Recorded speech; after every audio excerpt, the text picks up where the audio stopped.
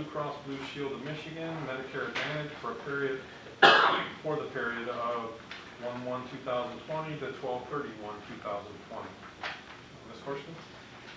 Chairman, thank you. Actually, I'm going to talk about both these items together. Okay, yeah, 12 and 13. Yes. Basically, these are remaining contracts that we have to pay for the post-65 Medicare eligible retirees. If the primary subscriber and the spouse are both 65, they can move to Humana, but until then, we have to kind of keep them where they're placed because Humana doesn't have a platform for a participant that's under the age of 65. So basically, we have roughly about 45 contracts that we're still kind of carrying between both of these carriers just to get people through until they transition into Humana. Is there any discussion on that? Okay, that was for 12 and 13. So item 14 is a motion to receive and file tip approvals of Pell's Asphalt's low bid for parking lot repairs, crack filling, seal coating, and stripping at Lakes of Taylor and Taylor Meadows for an amount not to exceed $50,778. Seal coat and stripping will be done in the spring. The wheel? Oh, go ahead. Ian, right? Yes. Am I following? Yep. Ian? We took this to the September TIP meeting. Gonna do the crack filling and before winter, and then seal coating this spring. Decision was made to do it in the spring because we'll get more life out of it if we wait until after the salt and the snow and the plowing on it. Any questions? If not, item 15 is a motion to receive and file tip approval of Pell's Asphalt low bid for cart path repairs at the Lakes of Taylor and Taylor Meadows for an amount not to exceed $1,104,844. Ian? Same TIP meeting. Pell's Asphalt was a low bid. Hoping to get this project started very soon. Actually, went through the Lakes of Taylor property with them on Friday, and we're going to Taylor Meadows tomorrow.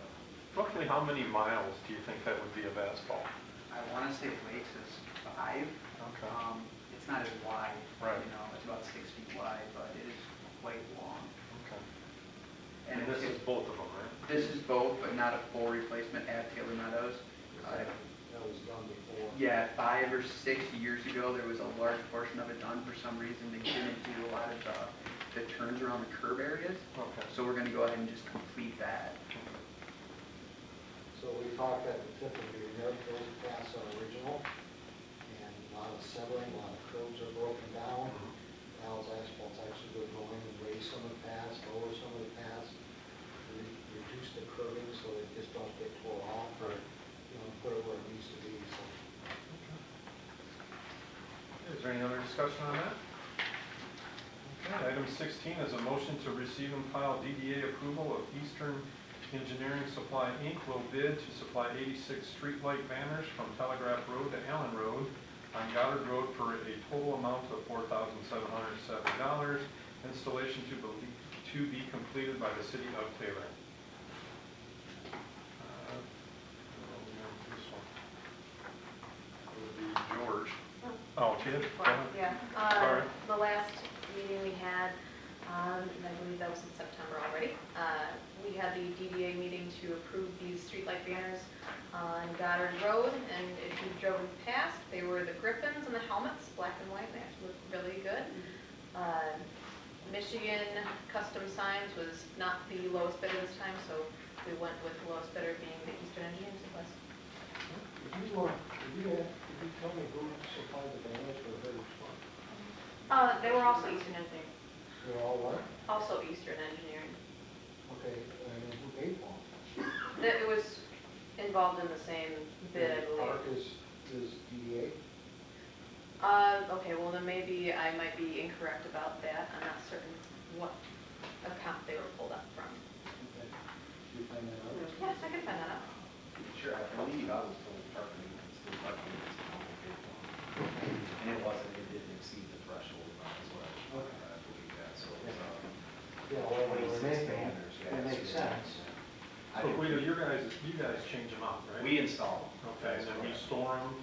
We store them, Okay. and install them, and as the seasons rotate, farmers market, et cetera, yeah. Okay. Are there any other questions? Item 17 is a motion to approve the lowest responsible bidder, Testing Engineers and Consultants, 1343 Rochester Road, in the amount of $14,367 plus a 10% contingency, for the amount of $15,803.70. Expenditures provided by the Taylor Building Authority.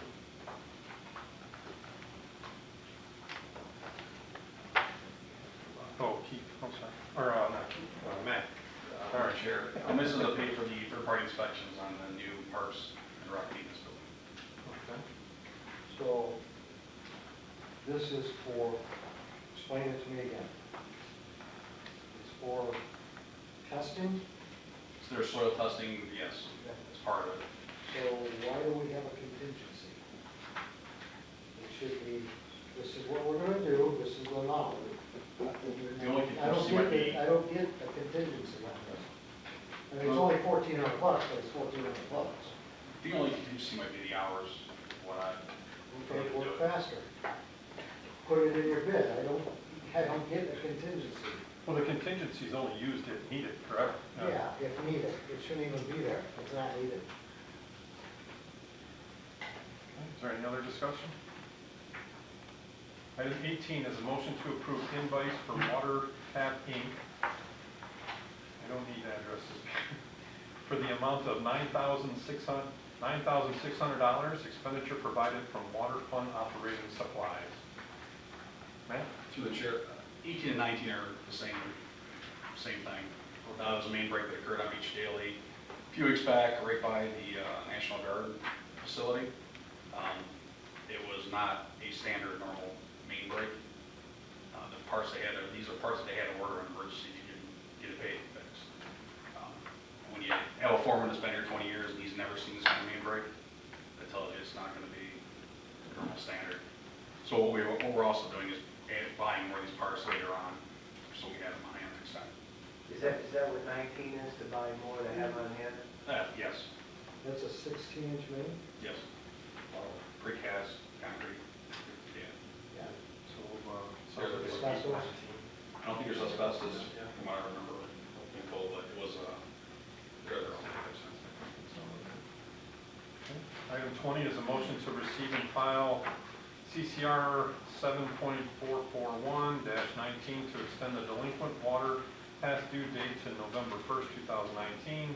All past due bills not paid by November 1st, 2019 shall have a 15% administrative fees added to the water bill and entered onto the next available tax roll. Mr. Coacher? Mr. Chairman, one thing, the motion should be motion to amend, not motion to receive and file, so if you can make that correction. Like I said, we put it in, I just noticed that before the meeting, so. So just a little bit of background information. Since January or February of this calendar year, water billing has been underneath my supervision. It was under water department supervision and DPW supervision, really probably about 20 plus years before that. So we're as we're going around this calendar year, we're finding some things that we're trying to correct on the water billing side. One of these things that we have is this item in front of you right now is historically they had a due date of September 20th to pay their taxes that were delinquent July 1 before they roll over to the taxes. But as we approach that September 20th and then after the September 20th deadline, there was payments come in, people asking, say, hey, I want to pay my delinquency, is it too late to pay, you know, whatnot. So after looking at it, to say, okay, well, why would we tell people, hey, we're not going to take your money, you got to wait till December 1st until we issue the taxes. So looking at the charter and reviewing some items, I don't see any harm or anything to say, you know what, let's amend it to we actually start preparing the tax roll, which is the first week in November.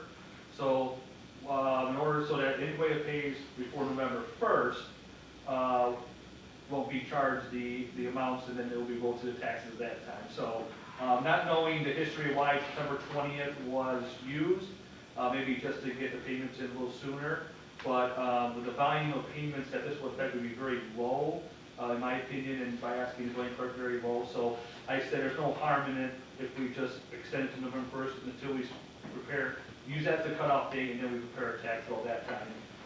It just saves a lot of these people coming in and saying, hey, you know, you can't pay it now, you have to wait until December 1st. So Right. I'd rather have the cash in the bank now than wait another month or two. So in the future, we are going to give consideration for that date, and the next time we do an amendment, because we do this, or sorry, next time we do a resolution, we do every year, we may use the new date of November 1st. So that's what this item is representing, just moving back that date from September 20 to November 1st.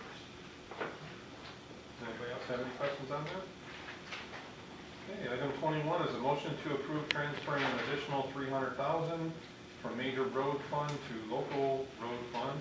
The transfer will be for fiscal year ended June 30th, 2019, as in compliance with Public Act 51. You or Matt? Mr. Chairman, I can take it, and if you have any questions, Okay. I guess operational or project-based that Matt can answer. But what this is it's a weird instance where, you know, according to Act 51, the major road, the funds that we get from the MTF fund, that we can transfer up to 50% of that amount to local road funds.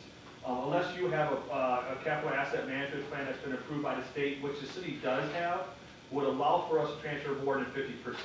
But the general rule and the, you know, kind of like the best practices for communities our size is we spend a lot more money on local roads than we do on major roads, but we get a lot less funding for local roads. So always the goal is to transfer as much as we can over to the local roads, because it seems like there's a lot more local road projects that we're going to be doing on the horizon. So that being said, when we looked at finalizing numbers for the fiscal year ended 6/3/2019, we noticed that we got a little bit more revenue in the major road, and we didn't budget the entire 50% transfer. So the two factors resulted in an amount of about $300,000 that we can transfer in excess of the budget amount and still be in compliance with Act 51. And the reason to bring this before the council is because we can't change the budget this time, but if we were going to transfer an amount that exceeds the budget, we would like council's approval to do that before we finalize the audit with the auditors, because once the audit is complete, you can't go back and do a retroactive transfer. So, so when we noticed those amounts, we talked to the administration, we talked to DPW, and they do have a lot more local road projects that are slated for this year, and the money will be well used in local, and the major roads are fine with their funding. Also, the other side of it too is the fund balances are expected to be higher than what is anticipated on the balance. I think I gave you that document that shows what those fund balances are going to be. So that taken into account as well, that our fund balance are still going to be intact and better than we anticipated, even with this transfer. That's why we're bringing it to council for approval.